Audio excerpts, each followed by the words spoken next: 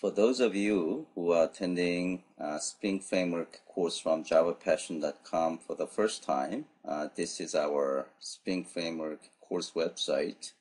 This is our ninth webinar. So we have covered some basics, and we covered MVC Basics 1 and 2. And today I would say is probably the most important topic in SpringMVC framework. And so we still have a lot to go, but we have still 4 or 5 SpringMVC topics left over. So let's move on. SpringMVC Form Handling. So these are the topics that we are going to cover. So let's start with two-phase form submission handling. I gave 5 starter 5, meaning this is probably the most important topic in this presentation. So form submission handling is two-phase process. Actually, I came up with this term, two-phase process. You don't see this term in other the literature, the Spring Framework SpringMVC. And I found this two-phase process concept is actually easy to understand in terms of how form handling is done. So phase 1, it is for handling initial form page requests. So user will send HTTP GET to get the initial form page. So in this phase, creation and initialization of command object or form object is done, and it could also generate what is called the reference data. Okay? And this is something that we are going to talk about, but this is optional. And another thing is, of course, display the form page. So creation of form object or command object, and that command object is used to display a form page. So that's phase 1. Now in phase 2, when the user entered some values into the fields and submit the form, second phase is going to handle that form page submission. So in order, as part of the form page submission process, it will perform what is called the data binding or conversion, meaning it will convert the string values, string data type, into whatever type that you are going to use in your code. So the string could be converted into integer, or it could be converted into date, object, and things like that. Also, validation is going to be performed as part of this second phase. And once data binding and validation are successful, then you get the control to perform some business logic. And at the end, you're going to perform redirect. Okay? So we are going to actually talk about each of these phases. Each of subphases of these two phases process in detail in the following slide, in the following rest of the presentation. Okay, so this is phase 1. So this is phase 1. Again, this is a controller. Controller has a setup method, and it will contain handler method that handles a phase 1, the task. So this handler is called the getCreateForm, and it is basically receiving HTTP GET request from the user, and it will create the command object. So here it will create, in this case, new account object, and then it will set model attribute with the name of account. Okay, so this account object is actually used as a form object that will be displayed in the view, and then it will return. So it will select logical view name. In this case is account/createForm. So it will select, if you are using the internal resource view handler, view resolver, you are going to select webinf/ and depending on how you configure, in this case views / account / create form.jsp page. Okay, so this is 1.1 and this is 1.3, which are the main things that are being performed in phase 1. Now in the optional process, in this case, you can set up a reference data.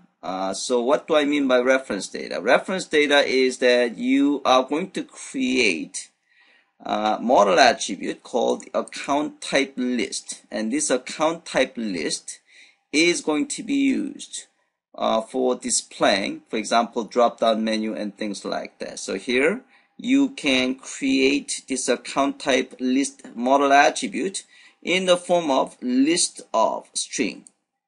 Okay, so again, we'll take a look at this example in a bit more detail later on. But in phase 1, what's important is creating a form object and then select a logical view. And this logical view is going to display the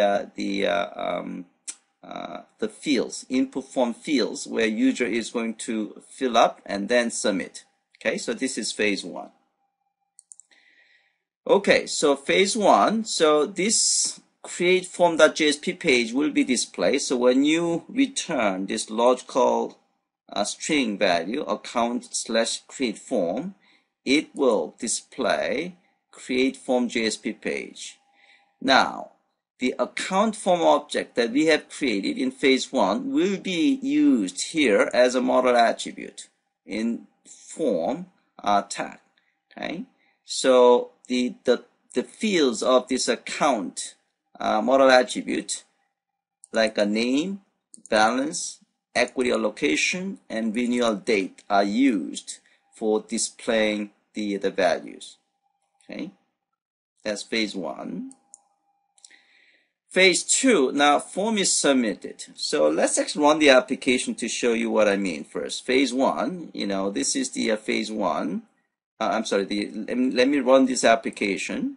So when we run this application, so the phase 1 is finished. Now, you get this is actually create form .jsp page that we just take a look. Okay, so this is create form.jsp page. This page is reflected in here. Okay, so here account, the model attribute is used to display the name, balance, equity allocation, and renewal date. Now, when the user submit the fill up this form, like saying engineer, and then submit. Now it's going to perform the second phase. Okay, so that is the second phase that we are going to talk about.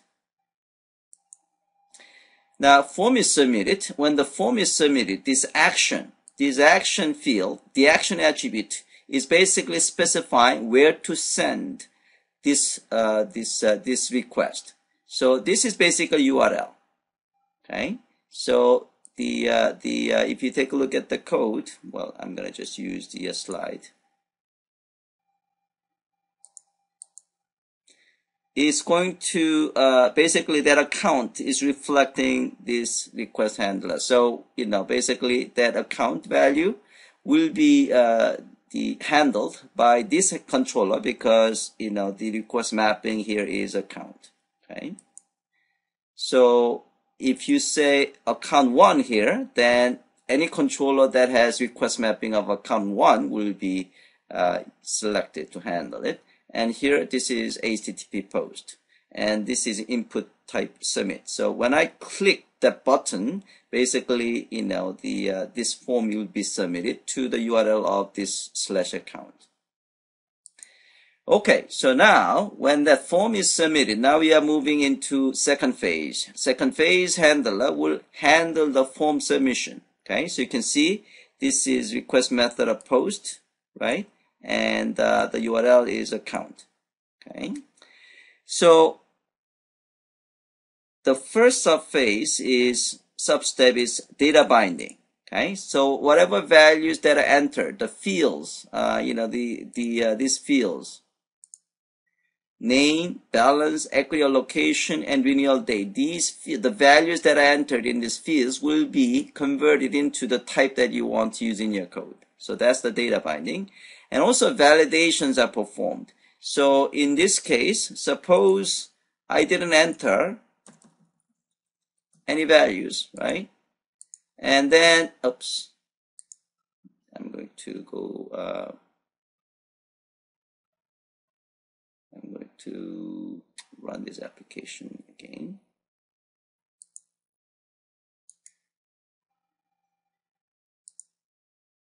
Okay, so if I submit that, yeah, looks like there is no validation. I'm going to actually show this example in the validator here.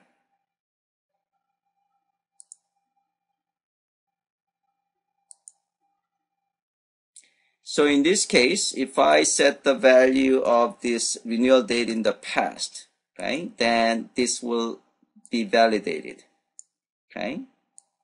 So going back to the slide, the validation, if there is a validation error, then this binding result, so this sub-steps, data binding and validation, they could have actually some error conditions. If any of those are the resulting in some error conditions, then this binding result will have some errors. So you can check whether there are some errors in data binding process and validation process, and then you're going to just redisplay the form again. Okay. Now, if there is no error in data binding and validation, and then you are going to perform some business logic. In this case, we are going to just add this account object into our the collection object of accounts. Nothing really sophisticated business logic. We're just adding it to an array, okay, or collection object, and then we perform the redirection. Okay, so in this case, we are redirecting to /account/ an account ID. So it's going to be 1, 2, things like that. Okay.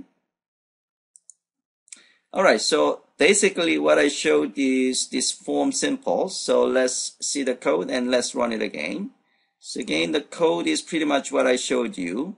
So in this case, we have account controller code, and account controller code as the two methods. The first method is handling phase 1 process, right? It creates the account object as a form object, and then it returns the logical value, and then the create form.jsp page is being used. So if you take a look at the that code, let's see, main, web app, and web inf, and views, and create form. So this is the one, okay? So this is the one that actually displays. So, the model attribute is set the count. Okay. So let's run this application.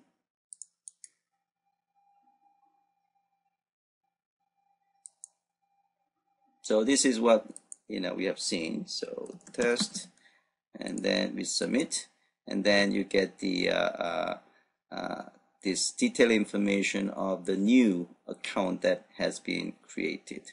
Okay. Now, as I said before, in this code, this is a model attribute, right? So if I change this guy to account 5, right? So model attribute is account 5, okay? Now, if I try to run the application,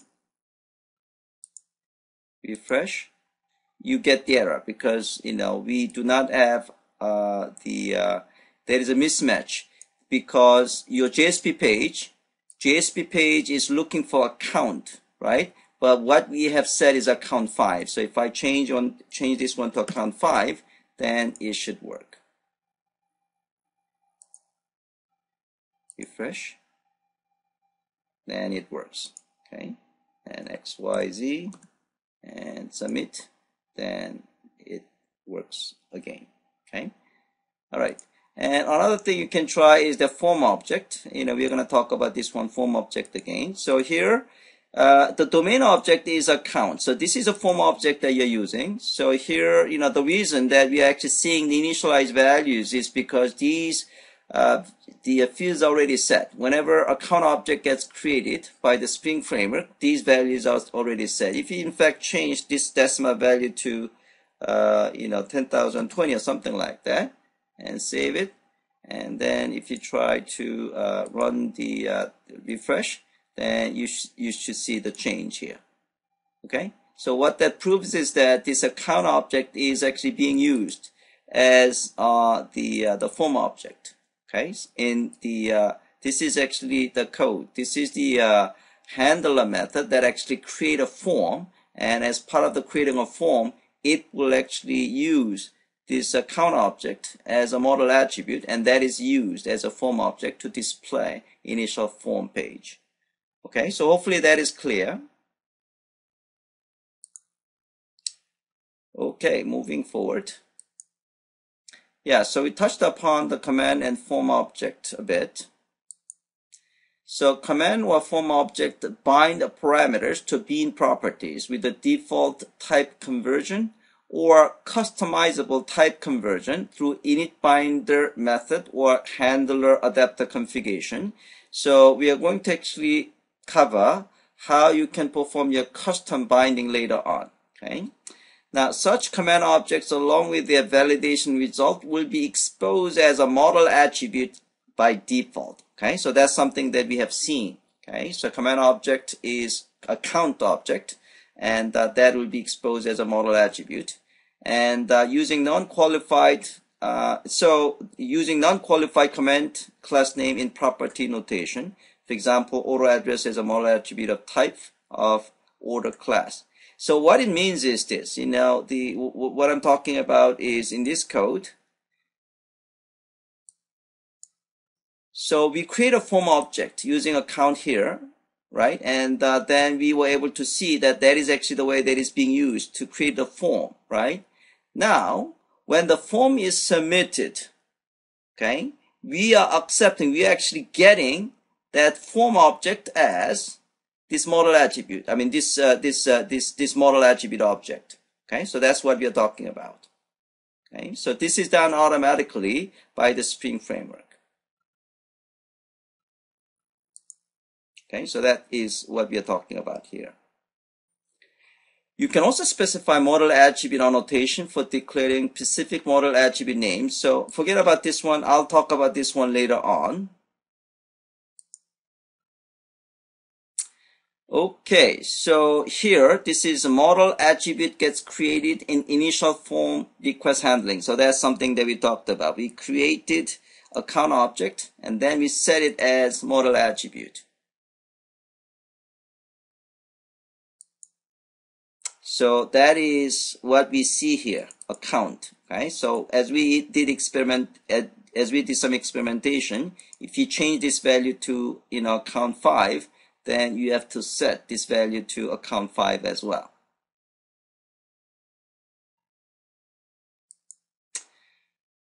Okay, so that form object gets used in form submission handling. So that is what I just talked about a few seconds ago. So that, the type of this form object is automatically used as the form object that is filled up by the values entered by the user in your form submission handling method. Okay. All right. So it looks like there is actually a couple of questions. Once we change it to account 5, do we need to change account in create? Okay. So let me read the complete sentence. Once you change it to account 5, do we need to change capital A account 5 in create? No, you don't have to. So the question is, when we change, so you're able to see that things work without even change this account 5, right? So you're saying whether you have to change this account 5, right? You could. In that case, you're gonna actually use, if you want to use this account 5 in your code, then you can use account 5, but you don't have to. Okay, what is important is the type, and this is just happened to be the argument name, so that doesn't this one doesn't actually cause any significant change. Okay, so hopefully that answered your question, Shuren, right?